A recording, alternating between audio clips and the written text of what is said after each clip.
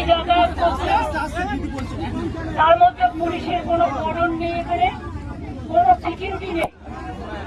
একটা all India লেভেলের party meeting করছে, মিনিমাম কার্টিসি তারা দেখাতে পারেনি, তারা এইটুকু সৌজন্য দেখাতে পারেনি যে মিডিয়ার জন্য একটা কর্ডন করা উচিত, আমাদের জন্য নয়। এইটুকু দেখাতে পারলে আমি জানি যারা মিডিয়া কভার করতে এসছেন তাদেরও অনেক কষ্ট হচ্ছে। আমি সবাইকে অনুরোধ করবো, দয়া করে স্টেজে উঠবেন না।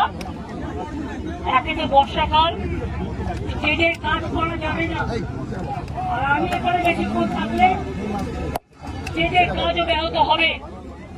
একদিকে বৃষ্টি, কি হচ্ছে নাকি? আপনাদের কথাটা থামাবে। আমাদের কর্মীরা তো চুপ করে গেছে, আপনারা একটু চুপ করুন দয়া করে। আমি আপনাদের বলি, কোর্টের পারমিশন থাকা সত্ত্বেও আমাদের এই স্টেজ ডেকোরেশন করবার জন্য অনেক দেরি করিয়ে দেওয়া হয়েছে। তা সত্ত্বেও গতকাল লোডশেডিংও করে দেওয়া হয়েছিল। এই প্রচন্ড বর্ষা, রাস্তায় জল জমে আছে, তার মধ্যে কিন্তু আমাদের করতে হচ্ছে কষ্ট করে। আদালতে রায় আমাদের দিয়েছে, তাই পারমিশনটা পাচ্ছি। আমরা আস্তে আস্তে দেখলাম অনেক পলিটিক্যাল পার্টি মিটিং বিভিন্ন মোড়ে মোড়ে হচ্ছে, তাদের পারমিশন দেওয়া যায়, শুধুমাত্র মমতা ব্যানার্জিকে পারমিশন দেওয়া যায় না, আর অল ইন্ডিয়া তৃণমূল কংগ্রেসকে পারমিশন দেওয়া যায় না। এটা কোন ধরনের রাজনীতি? ঝাড়খণ্ড থেকে লোক নিয়ে আসছে বিজেপি, বিহার থেকে লোক উঠছে বিজেপি কংগ্রেসকে দেখানোর জন্য, আর এখানে যারা এসছে তাদের থাকার জায়গা নেই, ট্রেনের টিকিট পাইনি, গাড়ি পাইনি, একটা ধর্মশালাও দেয়নি, সব পালন করে দেওয়া হয়েছে। তবুও তারা এসছে প্রাণের টানে, হৃদয়ের টানে। আমি সবাইকে বলবো, যারা তৃণমূল কংগ্রেস তৈরি করেছেন 98-এর 1 জানুয়ারি, 97-এ আউটডোর মিটিং এর পরে তারা সবাই ভাই নো স্লোগান, ভাইদের আপনারা স্লোগান দিন না, আমি চলে যাই। আমাদের কি স্লোগান দিতে বলেছি? আমি যে কথা বলছিলাম মাইকে শুনতে পাচ্ছি না, আসলে মাইকের একটা আমাদের ভুল হয়ে গেছে, ছিল এত ঝামেলার মধ্যে, আর পুলিশ কথায় কথায় এত ব্যারিকেড করছে যে এরা মাথা ঠান্ডা করে কাজটা পর্যন্ত ঠিক মতো করতে পারছে না। তা সত্ত্বেও আমি তাদের ধন্যবাদ জানাচ্ছি যে তারা করছেন। আমি আপনাদের বলবো,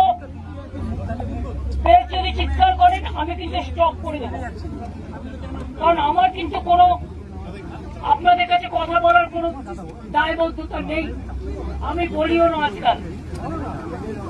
আমি আপনাদের কাছে বলবো, আমরা যারা তৃণমূলটাকে বুকে করে রক্ষা করেছেন এবং এই শহীদ দিবসের দিন বহু রাজনৈতিক দলে, অন্যান্য রাজনৈতিক দলের অনেক কর্মী, অনেক সম্প্রীতি পরায়ণ মানুষ, অনেক সংস্কৃতি পরায়ণ মানুষ, অনেক সাধারণ মানুষ এই দিনটা ধর্মতলায় যেতেন।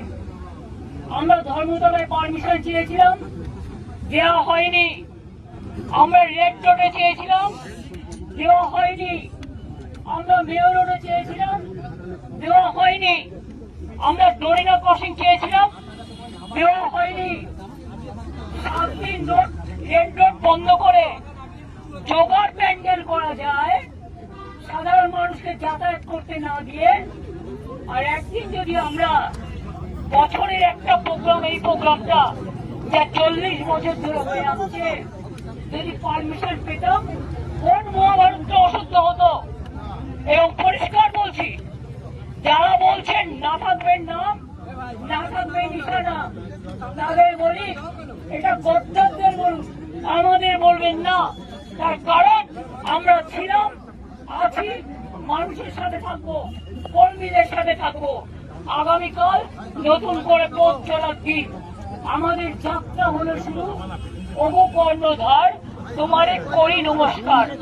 বাংলার মামাটি মানুষকে প্রণাম জানিয়ে আগামীকাল বেলা 11টার মধ্যে ঝড় হোক, জল হোক, পুলিশ আটকে দিক, সব অগ্রাহ্য করে জেলায় জেলায় আমাদের নেতাদের থানায় ডিটেইন করা হচ্ছে। এই খবরও আমার কাছে এসছে। এইভাবে জোর করে বহিরাগতদের দিয়ে বাংলাকে কলঙ্কিত করবেন না, বাংলাকে কলঙ্কিত করবেন না। বাংলার মানুষ চলে বাংলার অন্তরের টানে, প্রাণের টানে, মাটির টানে, সেটাকে রক্ষা করুন। আমি আবার আপনাদের বলি, প্রেস মিডিয়ার বন্ধুরা, আপনাদেরও দাঁড়ানোর জায়গা নেই, জলে ভিজছেন, বর্ষা হচ্ছে, আমাদের কাজও বন্ধ আছে, তাই তাদের কাজটা কমপ্লিট করার জন্য আমি আপনাদের সকলকে অনেক কৃতজ্ঞতা জানাচ্ছি যে আপনারা কষ্ট করে এসছেন। আবার কালকে আসবেন, আমন্ত্রণ রইল। হয়তো যত্ন করতে পারবো না, কিন্তু নিজেদের মতো করে আসবেন, নিজেদের মতো করে থাকবেন। আমি এটুকু বলে আপনাদের সকলকে আগামীকাল 11টার মধ্যে এখানে আসার জন্য আমি আমন্ত্রণ জানিয়ে যাচ্ছি। এবার আমি ডেকোরেটরদের অনুরোধ করব তারা যেন তাদের কাজ শুরু করেন, এবং এখানে কুণাল দোলা থেকে শুরু করে শোভনদা, ময়না, আমার এখানে বৈশা থেকে শুরু করে আমার উপাসনা, আমাদের প্রিয়াঙ্কা থেকে শুরু করে, পাপাই থেকে শুরু করে, ইমামি বাহারুল থেকে শুরু করে, ইসরাও থেকে শুরু করে অনেকে এখানে এসছে, বসেন থেকে শুরু করে সবাই, বিরোধ থেকে শুরু করে, আমি সবাইকে বলবো আপনারা কাজটা দেখে নিন, কোনো যাতে অসুবিধা না হয়।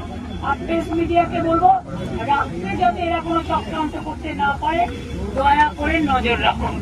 ভালো থাকবেন, সুস্থ থাকবেন। আপনারা যে এতক্ষণ কষ্ট করে দাঁড়িয়ে আছেন, বিশেষ করে মহিলারা অনেক ধাক্কাও খেয়েছেন, কারণ ছেলেরা লম্বা থাকে, মেয়েদের হাইট ওদের তুলনায় কখনো কখনো একটু শর্ট হয়, তবে আবার মেয়েদের হাইটও ভালো হয়। কিন্তু আমি দেখেছি আপনারা অনেক ধাক্কা খেয়েছেন পেছনের ঘুরে, যা সত্ত্বেও আপনারা অপেক্ষা করেছেন, আপনাদের অনেক ধন্যবাদ, অনেক কৃতজ্ঞতা। ভালো থাকবেন, আগামীকাল আবার দেখা হবে। আর আমি এই জায়গাটা ছেড়ে না গেলে এখানে ওরা কাজ শুরু করতে পারবে না, কারণ কর্মীদের আবেগ আপনারা বুঝতেই পারছেন। এই আবেগ অ্যারেস্ট করে, এই আবেগ টাকা দিয়ে, এই আবেগ বেচে দিয়ে হয় না, এটা প্রাণে, এটা ভয় দেখিয়ে হয় না, এটা প্রাণের আবেগ, এটা অন্তরের টান। আমি আমার সহকর্মীরা যারা থাকার জায়গা নেই, খাবার জায়গা নেই, দুটো খেতে পারিনি, গেলে টিকিট পাইনি, টিকিট দেওয়া হয়নি, নেই, সবকিছু ত্যাগ করে যারা এসছেন তাদের আমি অনেক ধন্যবাদ, কৃতজ্ঞতা জানাচ্ছি। এবং আগামীকাল যে নেতাই ফোন করুন না কেন, don't care, ignore the culprit, the criminals and the dacoits and the anti-social.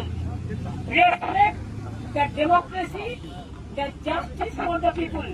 Even আমি আজকে কন্ডেম করছি দিল্লি পুলিশ যে অ্যাট্রসিটিস করেছে, বিশেষ করে ককরোচের স্টুডেন্ট এবং ইউথদের উপরে, এবং সুনামকে যেভাবে ফোর্সফুলি অনশন থেকে তুলে নিয়ে দেওয়া হচ্ছে, আমি তার টোটাল ধিক্কার জানাই। এবং আমি 21শে জুলাই হয়ে যাওয়ার পর আমি ভেবেছিলাম ওদের অনশনটা চলবে, একবার যাবো, কিন্তু আমি শুনেছি ওদের ফোর্সফুলি ওদের অনশনটা উইথড্র করা হয়েছে। যাই হোক, তবু তাদের সাথে দেখা হবে, আমাদের সহকর্মীরা ছিল, থাকবে, আগামী দিনও আমাদের শুভকামনা থাকবে। অনেক অনেক ধন্যবাদ, নমস্কার।